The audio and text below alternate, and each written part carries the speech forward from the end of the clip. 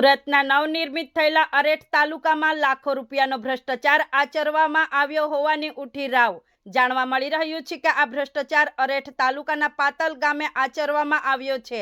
વાત કરવામાં આવે પાતલ ગામની તો આ પાતલ ગામ ખાતે 15માં નાણાં પંચનો લાખો રૂપિયાના કામોનો ઠરાવ મેરી પંચાયત ઉપર અપલોડ કરી ભ્રષ્ટાચાર આચર્યો હોવાનો જાગૃત નાગરિકો દ્વારા કરવામાં આવ્યો છે દાવો।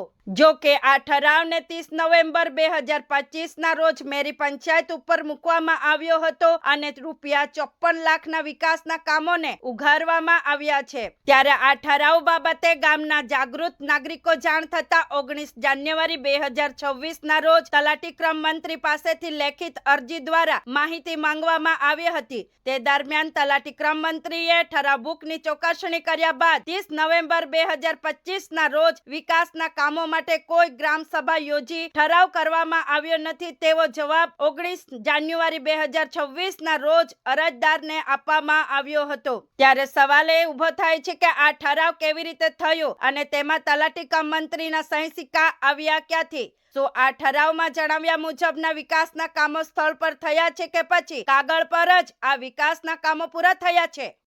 મારું નામ ગામિત આશીષ કુમાર ચંપકભાઈ છે। ગ્રામ પંચાયતમાં મેં ગ્રામ સભાને લઈને અરજી આપી હતી। 30/11/2025ના રોજ જે ગ્રામ સભા થઈ હતી એ મેરી પંચાયત પર અમે જોયું જે ગામમાં કોઈ પણ પ્રકારે ગ્રામ સભા થઈ નથી। ગ્રામજનોને જાણ બહાર થઈ છે એટલે અમે તલાટી કમ મંત્રીશ્રીને રૂબરૂ મળી ગ્રામ સભાના ઠરાવોની તપાસ કરી અને તલાટી કમ મંત્રીશ્રીએ ઠરાવ બુકો તપાસ કરતા જાણવા મળ્યું કે આવી 30/11/2025ના રોજ કોઈ પણ પ્રકારની ગ્રામ સભા નથી થઈ।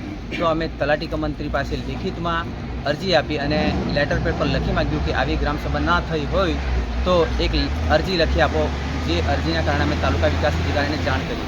તો તલાટી કમ મંત્રીશ્રીએ અમને 30/11/2025ના રોજ કોઈપણ પ્રકારની ગ્રામ સભા નથી થઈ એ પ્રમાણે અમને લેટર પર અરજી લખી આપી હતી અને એ અરજીના અનુસંધાને અમે તાલુકા વિકાસ અધિકારીને ફરિયાદ કરી હતી।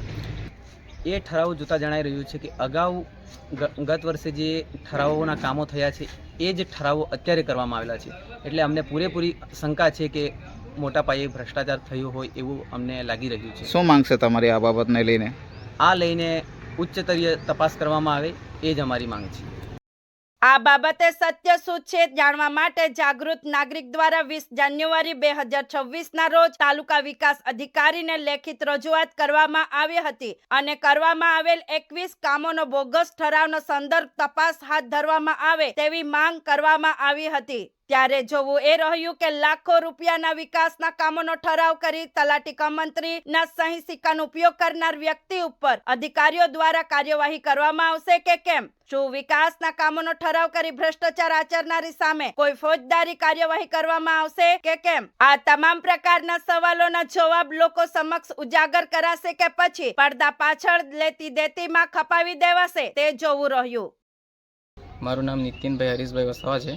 આશીષભાઈને જાણ થતાં મેરી પંચાયત પર અપલોડ કરવામાં આવેલા છે ગ્રામ સભાના વગર ઠરાવે એ અરજી એ લોકોએ ઠરાવ કરવામાં આવેલા હતા એ ગ્રામ સભા થઈ જ નથી આગળ એ જણાતા અમે તલાટી આશીષભાઈએ તલાટી કમ મંત્રી પાસે એના પુરાવા માંગ્યા તો એ પુરાવા એ ગ્રામ સભા આગળ થઈ જ નથી એમ જાણવા મળતા અમે રૂબરૂ લેખિતમાં માંગ્યું તલાટી કમ મંત્રી પાસે તો આમ જણાવતા મળ્યું કે અહીંયા આ ગ્રામ સભા થઈ નથી તો તેની એ બાબતમાં અમે તાલુકા વિકાસ અધિકારીને 20 તારીખે કરી હતી 20/1/2026 થી આજ સુધી જેવા 19 દિવસથી આજે 8 તારીખ થઈ ગઈ છે હજુ સુધી એમાં કોઈ કાર્યવાહી કરવામાં નથી આવી। શું લાગે છે ખરેખર ભ્રષ્ટાચાર કરવામાં આવેલા છે કે પછી કામો કરવામાં આવેલા છે? લાખો રૂપિયાનો ભ્રષ્ટાચાર જો આમનો આમ થતો હોય તો પછી આ ઘણી મોટો ભ્રષ્ટાચાર થઈ રહ્યો છે ગામમાં। અને જો આ અરજી પર કાર્યવાહી નહીં થશે તો તમારે શું માંગશે? અરજી પર જો નહીં કાર્યવાહી કરવામાં આવે તો પછી અમે જિલ્લા વિકાસ અધિકારી તથા કલેક્ટરશ્રીને આગળ આ બાબતની જાણ કરશું।